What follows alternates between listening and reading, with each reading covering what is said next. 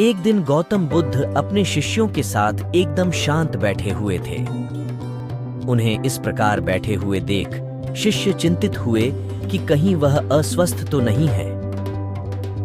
एक शिष्य ने उनसे पूछा कि आज वह मौन क्यों बैठे हैं, क्या शिष्यों से कोई गलती हो गई है? इसी बीच एक अन्य शिष्य ने पूछा कि क्या वह अस्वस्थ हैं? पर बुद्ध मौन रहे। तभी कुछ दूर खड़ा व्यक्ति जोर से चिल्लाया, आज मुझे सभा में बैठने की अनुमति क्यों नहीं दी गई है? बुद्ध आंखें बंद करके ध्यान मग्न हो गए।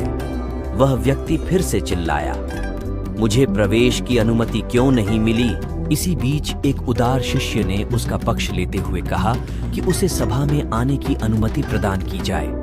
बुद्ध ने आंखें खोलीं और बोले, नहीं, वह अछूत है, उसे आज्ञा नहीं दी जा सकती। यह सुनकर शिष्यों को बड़ा आश्चर्य हुआ। बुद्ध उनके मन का भाव समझ गए और बोले, हाँ, वह अछूत है। इस पर कई शिष्य बोले, हमारे आश्रम में जात पात का कोई भेद ही नहीं, फिर वह अछूत कैसे हो गया? तब बुद्ध ने समझाया, आज वह क्रोधित होकर आया है। क्रोध से जीवन की एकाग्रता भंग होती है। क्रोधी व्यक्ति प्राय मानसिक हिंसा कर बैठता है, इसलिए जब तक वह क्रोध में रहता है तब तक अछूत होता है। इसलिए उसे कुछ समय एकांत में खड़े रहना चाहिए। क्रोधित शिष्य भी बुद्ध की बातें सुन रहा था।